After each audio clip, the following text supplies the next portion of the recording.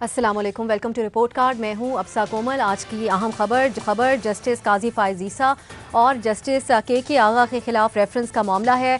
इस पर supreme judicial council ने अटॉर्नी जनरल को नोटिस जारी कर दिया है। रेफरेंस की समाअत 14 जून को की जाएगी। अटॉर्नी जनरल बतौर प्रोसिक्यूटर पेश होंगे और सदर मुमलिकत ने दोनों जजेस के खिलाफ रेफरेंस 2 दिन पहले भिजवाया था। रेफरेंस में जजेस के खिलाफ फसाद से छुपाने का इल्ज़ाम है और आइन के आर्टिकल 209 के तहत कार्रवाई होगी। और जस्टिस काजी फाइज ईसा ने इससे मुताल्लिक सदर मुमलिकत को एक ख़त भी लिखा है। इससे पहले मुशर्रफ के दौरे हुकूमत में जस्टिस रिटायर्ड इफ्तिखार चौधरी के खिलाफ भी रेफरेंस सामने आए थे, जिसके बायस परवेज़ मुशर्रफ को हुकूमत गंवानी पड़ी थी।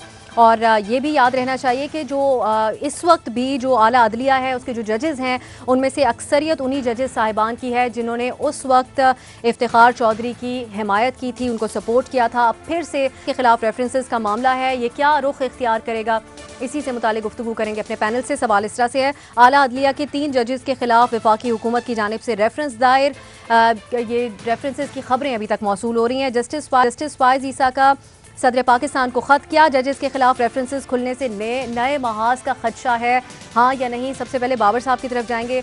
बाबर साहब, जो खबरें आ रही हैं एडिशनल अटॉर्नी जनरल के इस्तीफे से मुताल्लिक, पाकिस्तान बार काउंसिल ने इसके ऊपर तहफ़्फ़ुज़ात का इजहार किया है, वकला बिरादरी भी इसके ऊपर शदीद तहफ़्फ़ुज़ात का इजहार कर ही रही है, तो आपके ख्याल में क्या रुख इख्तियार करेगा ये मामला?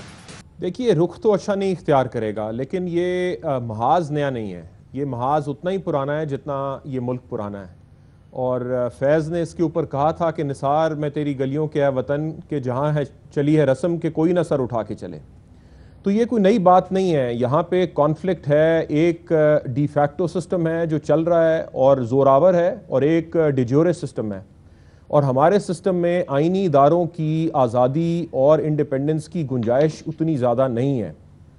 तो ये क्यों हो रहा है? ये इसलिए हो रहा है कि कोई ऐसा शख्स जो पब्लिक सर्विस में हो, जिसकी कोई वीकनेसेस ना हो, जो कमज़ोरी ना दिखाए अपनी, जिसकी क्लोजेट के अंदर कोई ऐसे स्केलेटन्स नहीं है कि आप उसे ब्लैकमेल कर सकें, तो ऐसे शख्स की हमारी पब्लिक सर्विस में कोई गुंजाइश नहीं है। काजी फाइज ईसा ऐसे लोगों में शामिल हैं। जब बलूचिस्तान में लॉयर्स सुसाइड अटैक में मारे गए, उसके बाद जो इंक्वायरी रिपोर्ट हुई उसमें जो कॉन्सेप्ट है स्पीकिंग ट्रूथ टू पावर, उस वक्त उन्होंने वो मुश्किल सवाल उठाए भी और लोगों को जो उठाने चाहिए थे, जो बनते थे। तो ऐसा शख्स जिसने आज के 4-5 साल बाद चीफ जस्टिस बनना है, और स्पेशली ऐसे मौके पे चीफ जस्टिस बनना है जब अगर इस गवर्नमेंट ने अपना टाइम पूरा किया तो अगला नेशनल इलेक्शन हो रहा होगा उस साल में, और जाहिर है चीफ जस्टिस का एक इंपॉर्टेंट रोल होता है फ्री फेयर इलेक्शन करवाने में, और वो बंदा इंडिपेंडेंट भी हो, किसी की बात भी ना मानता हो, आइन और कानून के मुताबिक चलना चाहता हो, तो वो तो नए पाकिस्तान या पुराने पाकिस्तान के लिए बहुत खतरनाक हो सकता है। तो इसलिए ये पुरानी चीज है, ये पुरानी रिवायत चल रही है। क्या बार काउंसिल, क्या जुडिशरी इसे रोक सकेगी इस दफा? ये देखने की बात है, ये चैलेंज है हमारे लिए।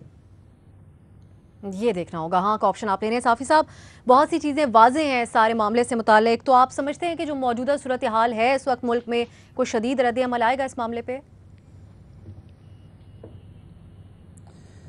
जी ज़रूर आएगा, और मैं तो समझता हूँ कि हो सकता है और अल्लाह करे कि ये उसी तरह की कानून और सिविलियन बालादस्ती के लिए तहरीक की तमहीद बने जिस तरह इफ्तिखार चौधरी के ख़िलाफ़ इक़दाम और रेफरेंस उसके लिए तमहीद बना था।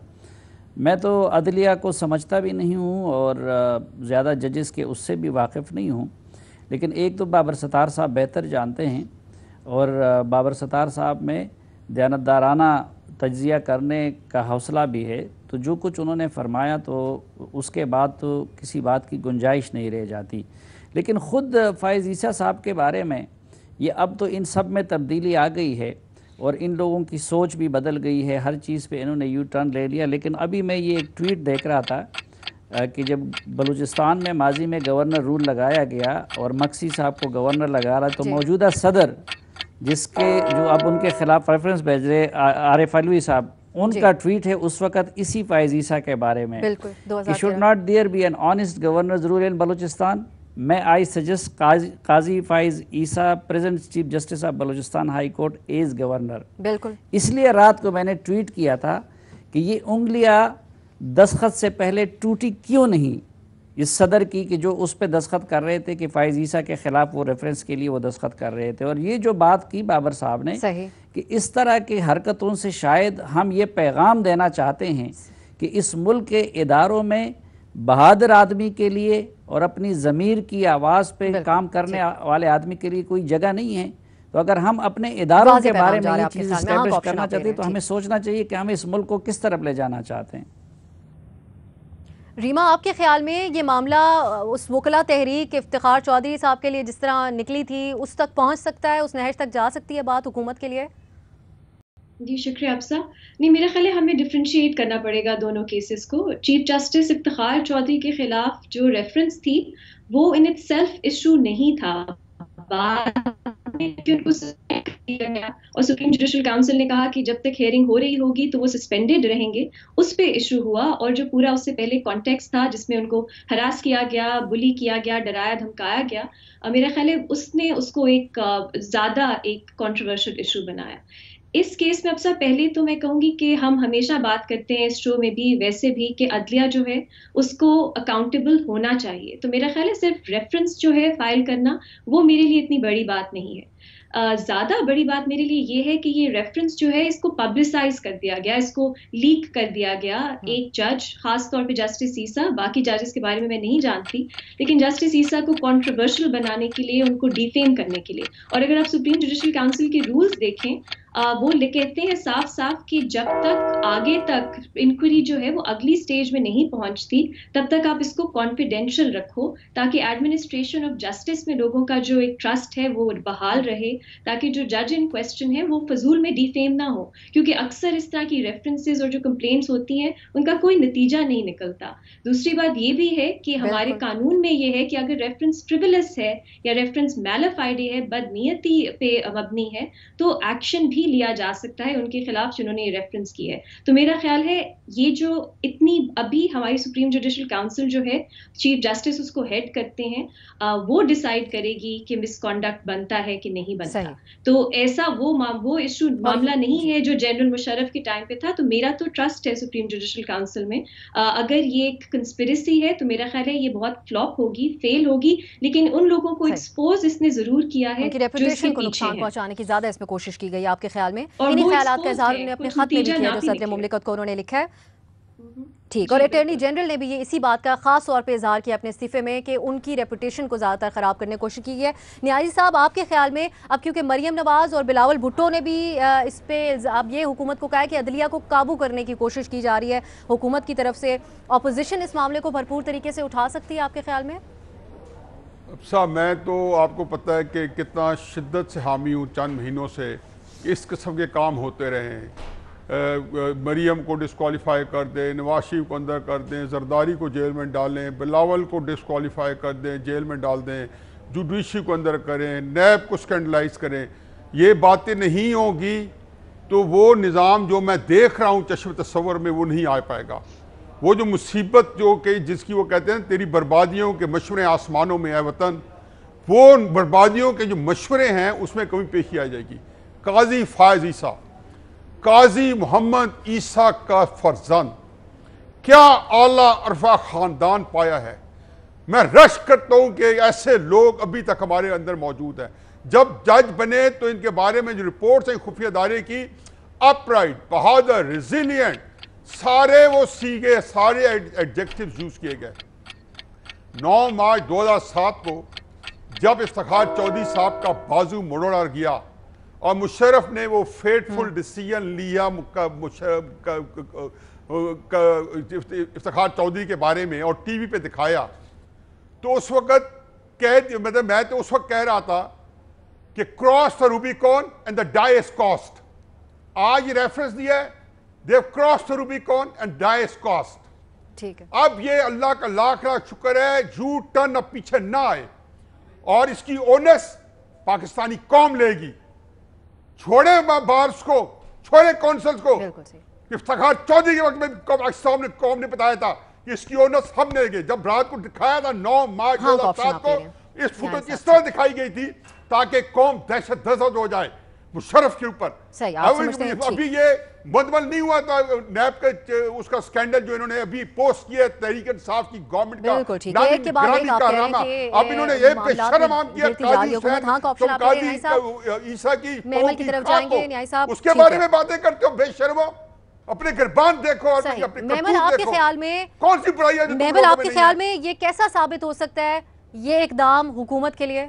देखिए बिल्कुल इसके अंदर अब मैं हाँ का ऑप्शन लूँगी। ये बिल्कुल एक महाज खोलने का अंदेशा क्या बहुत बड़ा रिस्क है महाज खोलने का, क्योंकि ये ऐसे लगेगा कि एक ये विच हंट हो रही है और ये लीगल कम्युनिटी के अंदर भी ये एक बड़ा गलत नेगेटिव मैसेज देगा, एक अभाम का शिकार हो जाएंगे वो कि ये हमारे साथ हुकूमत क्या करी और किसके कहने पे करी है। जैसा कि बाबर ने भी पॉइंट आउट किया, दो चीज़ें इसके अंदर बहुत इंपॉर्टेंट है। एक जो अभी उनकी रिसेंट जजमेंट फैज़ाबाद धरने के ऊपर आई थी वो बहुत इंपॉर्टेंट है। दूसरी बात यह है कि 2023 में गालिबन उन्होंने चीफ जस्टिस भी बनना है, तो ये जब इलेक्शन होने का वो है कि अगर हुए तो तभी होंगे ना 5 साल में। तो ये जो चीज़ें हैं ये बहुत इम्पॉर्टेंट है। और क्या वजह है कि इस हुकूमत को ये करने की ज़रूरत पेश आई? अभी तक हुकूमत इसके ऊपर बोली क्यों नहीं? उन्होंने सिर्फ और सिर्फ ये लीक की है खबरें, एक मीडिया ट्रायल शुरू कर दिया और एक ये अपराइट और इंटेग्रिटी वाले जज है जिनके बारे में उनके कह ले कि अपोजिशन भी उनकी ये कहती है कि नहीं भाई करप्शन का कोई मामला नहीं। तो अभी तक ये क्लैरिफाई इन्होंने क्यों नहीं किया? अगर ये मिसकंडक्ट की भी बात करें और उसके अंदर भी ये एग्जाम्पल देते हैं जस्टिस फारूक इरफान की कि जिन्होंने रिजाइन किया क्योंकि उनके ऑफशोर एसेट्स जो थे उन्होंने डिक्लेयर नहीं किए हुए थे और फिर उनको रिजाइन करना पड़ा एक प्राइवेट रेफरेंस के उसमें। लेकिन मसला ये है कि इसके अंदर इनकी बीवी के ऊपर जो अभी तक जो रेफरेंस की बात खबरें सामने आई है बीवी के ऊपर चीज आ रही है। बीवी आपकी जरूरी नहीं कि डिपेंडेंट हो, अगर उनकी अपनी इंडिपेंडेंट इनकम है तो वो इनको डिक्लेयर करने की जरूरत भी नहीं होती अकॉर्डिंग टू आवर लॉ। सो ये बड़ी इंपॉर्टेंट है। तो ये विच हंट क्यों हो रही है, किसके कहने पे हो रही है, ये सबसे इंपॉर्टेंट सवाल है। ये सबसे ज़रूरी बात है। हाँ का ऑप्शन आप ले रही हैं, आप कह रही हैं वजाहत भी नहीं की गई और रेफरेंसेस को पब्लिक किया गया, उनकी रेपुटेशन को ख़राब करना ही नज़र आ रहा है वाज़े तौर पे, इसी तरह लगता है। हमारे तजियाकारों की राय इस पे आपने जानी, 4 हाँ 1 नहीं का ऑप्शन सामने आया। अभी एक ब्रेक लेंगे, उसके बाद बात करेंगे। क्रिकेट वर्ल्ड कप का आज से आगाज़ हो रहा है, हमारे तजियाकार क्या समझते हैं, पाकिस्तान की क्या पोजीशन होगी, बात करेंगे एक ब्रेक के बाद। क्रिकेट का बुखार अब सबके सर चढ़ चुका है। क्रिकेट वर्ल्ड कप 2019 का बाकायदा से आज से आगाज़ हो चुका है। इस वर्ल्ड कप में क्रिकेट की सरफहरिस्त 10 टीमें हिस्सा ले रही हैं। पाकिस्तान इवेंट में अपनी मुहिम का आगाज़ 31 मई को वेस्ट इंडीज़ के खिलाफ मैच से करेगा। क्या पाकिस्तान 2019 का वर्ल्ड कप अपने नाम कर सकेगा? इसी पर हम गुफ्तगू करेंगे अपने पैनल से। रेट करना होगा, सवाल इस तरह से है, वर्ल्ड कप आज से शुरू होगा, के जीतने के कितने इम्कानात हैं 1 से 10 के दरमियान? सबसे पहले इस मामले के ऊपर हम चलेंगे हफीजुल्लाह न्याई साहब की तरफ। न्याई साहब, आपको क्रिकेट में कितनी दिलचस्पी है और आप कैसे रेट करेंगे इसको? बहुत ज़्यादा दिलचस्पी है, खेलता भी रहा हूँ। मेरा ख्याल है कि चांसेस तो नहीं है। देखिए 92 के वर्ल्ड कप में मत भूलें कि उसके अंदर जो इमरान खान था वो डिफरेंस था। इमरान खान 4 in 1 थे, वो कप्तान भी था, वो खिलाड़ी भी था, वो सिलेक्टर भी था, वो मैनेजर भी था और खिलाड़ी में भी वो 3 in 1 था। वो बेहतरीन दुनिया को उस वक्त ऑलराउंडर था, वो बेहतरीन बॉलर था और उसकी बैटिंग ने वर्ल्ड कप जिताया। पिछले 100 साल की जब टीम बनी तो जो कप्तान बनाया गया था इमरान खान को बनाया गया था। मत भूलें कि एक तो टीम की कैपेसिटी चाहिए, फिर एक कप्तान की कैपेसिटी चाहिए। हम 2 वसीम अकरम की कप्तानी में फाइनल हार गए थे कि उसमें कैपेसिटी नहीं थी वसीम अकरम के अंदर। बेहतरीन प्लेयर था लेकिन कप्तानी की कैपेसिटी नहीं थी कि वो जरूरत हिम्मत का लड़ सकता। मेरा ख्याल कैपेसिटी भी नहीं है, टीम भी नहीं है। रेट कितना करेंगे न्याई साहब? मैं रेट तो नहीं, अल्लाह करे, दुआ मेरी है कि अल्लाह करे ये बन जाए और फिर सरफराज 2045 में जो मिफ्ता इस्माइल ने ट्वीट किया है वो वजीर आजम बने, फिर इन्फ्लेशन भी आए, फिर डॉलर भी डिवैल्यू हो, फिर वो सारी चीजें पाकिस्तानी को क्रिकेट से इमरान खान ये समझ बैठा था कि अब वो इस्लाम भी फैला सकता है और वो सियासत भी कर सकता है और ये उसकी बदकिस्मती थी वर्ल्ड कप जीतने की हमारी। ठीक है, तो मेमल हम तो वैसे उम्मीदें और दुआएं कर रहे हैं कि पाकिस्तान जीते वर्ल्ड कप, लेकिन मिफ्ता इस्माइल साहब क्या कह रहे हैं? वो कह रहे हैं ये ना हो कि 2045 में सरफराज साहब कहें कि अब वो वजीर आजम बन जाएं तो फिर क्या सूरत हाल बनेगी। ये देख सकते हैं आप मिफ्ता इस्माइल का ट्विटर पैगाम भी टीवी के ऊपर, तो इस पर क्या कहेंगी मेमल? हमें कोई उम्मीद रखनी चाहिए? एक तो मैं रेटिंग जो है वो 7 दूंगी। अगर कोई और टीम होती ऑन पेपर ऐसी तो शायद मैं 6 देती, लेकिन पाकिस्तान है, सबका दिल करता है, तो मैं थोड़ी जज्बाती 7 दे रही हूँ। लेकिन अब सर 2 चीज़ें, एक मैं मिफ्ता की ट्वीट पर भी आती है लेकिन पहले थोड़ा सा पाकिस्तान इतनी बुरी टीम नहीं है जितना हम सोच रहे हैं। मसला सिर्फ ये हुआ कि पिछले 10 मैचेस हारे तो इनका मोरल डाउन है। आपको याद हो कि चैंपियंस ट्रॉफी में हम बेयरली क्वालिफाई किए थे, 8वें नंबर के ऊपर थे, लेकिन जब हमारा मोमेंटम बना जीतने का तो हमने चैंपियंस ट्रॉफी भी जीत ली।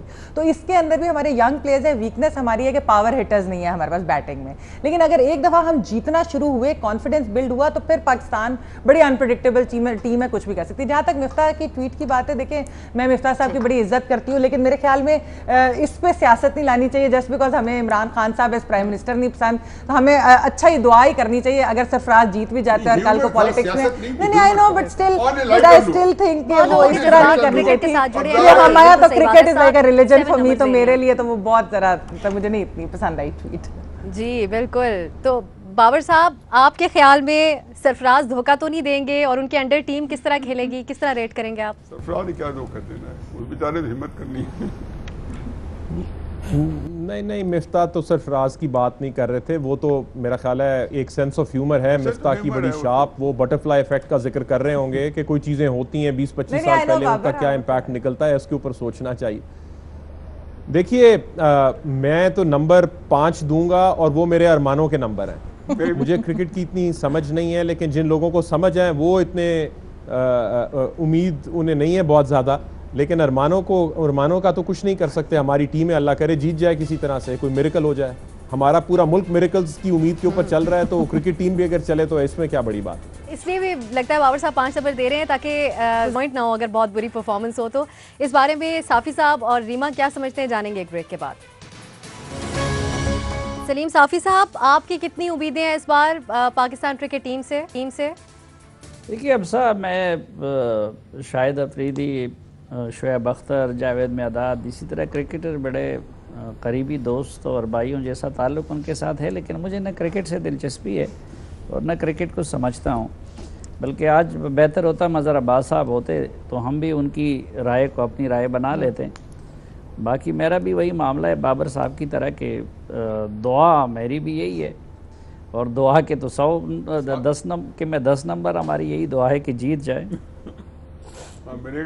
सबकी दुआ है। और सरफराज अगर जीत भी गया ना, और सरफराज अगर वर्ल्ड कप ले भी आया, नहीं, अगर सरफराज अल्लाह करे कि वो अगर वर्ल्ड कप ले भी आया ना, तो वो उसकी बुनियाद पे नहीं कहेगा कि मुझे वज़ीर आज़म बना दो, ये नखरा नहीं करेगा, क्योंकि उनका सरपरस्त कोई हफीज़ नियाज ही नहीं है कि जो उनको सियासत के रास्ते पर डाल दे, उससे कोई खतरा नहीं है। तो दिल से दुआ करे कि वो जीत के ले आए। सारे 25 रोजों की भूख का गुस्सा मेरे पे निकाल दिया। हाँ, 24 रोज। न्याई साहब, सारी जिम्मेदारी आपके सर पे आती है। वैसे रीमा, आप क्या समझ, रीमा आपके, वैसे मजहर साहब का आपने जिक्र किया, वाकई मजहर साहब को बहुत इसके ऊपर एक ओपिनियन क्रिकेट के ऊपर रखते हैं, उनकी आज हम कमी पैनल में महसूस कर रहे हैं। रीमा, आप क्या समझती हैं? आज बहुत तेज धूप है यहाँ इंग्लैंड में, और उम्मीद भी की जा रही है कि जो समर होगा वो बहुत तेज होगा, बहुत स्ट्रॉन्ग और काफी प्रोलॉन्ग समर होगा। तो अगर ऐसा हुआ तो जो पिचेस हैं वो सब कॉन्टिनेंट की टीम्स को जो है बेनिफिट करेंगी, एडवांटेज देंगी। तो मेरा ख्याल है सेमीफाइनल्स तक पहुंचने के पाकिस्तान को मैं भी 7 आउट ऑफ 10 दूंगी, क्योंकि सेमीफाइनल्स तक पहुंच गए तो उसके बाद तो इट्स जस्ट 2 गेम्स, आपने 2 गेम्स जीतनी है तो पॉसिबल है। लेकिन मेरा भी ये नहीं ख्याल कि पाकिस्तान इतनी कमज़ोर टीम है। सौरव गांगुली का इंटरव्यू कुछ दिन पहले आया, उन्होंने भी कहा कि पाकिस्तान को रूल आउट नहीं करना चाहिए। उनका रिकॉर्ड जो है इंग्लैंड में खासतौर पर खेलने का वो बहुत अच्छा है। तो मेरा ख्याल है 7 आउट ऑफ 10 कि वो सेमीफाइनल्स तक पहुंचेंगे। फिर आगे अंडर एस्टिमेट नहीं करना चाहिए, आप समझते हैं? दुआ के मेरी 5 नंबर दे, बुरा लगता है 0। ना 0 लगाएं बेचारे हमारी इस चक्कर में चलें 5 नंबर, लेकिन अगर चांसेस नहीं है, लेकिन 0 ना लगाए। सबसे ज्यादा न्यूट्रल आप और बाबर साहब रहे हैं। अगर टीम अच्छा परफॉर्म नहीं करेगी तो हम सबसे ज्यादा साफी साहब को, जिन्होंने आज 10 नंबर दिए हैं। बहरहाल आप सबका प्रोग्राम में शिरकत के लिए शुक्रिया। नाजरीन, इजाजत दीजिए, खुदा हाफिज।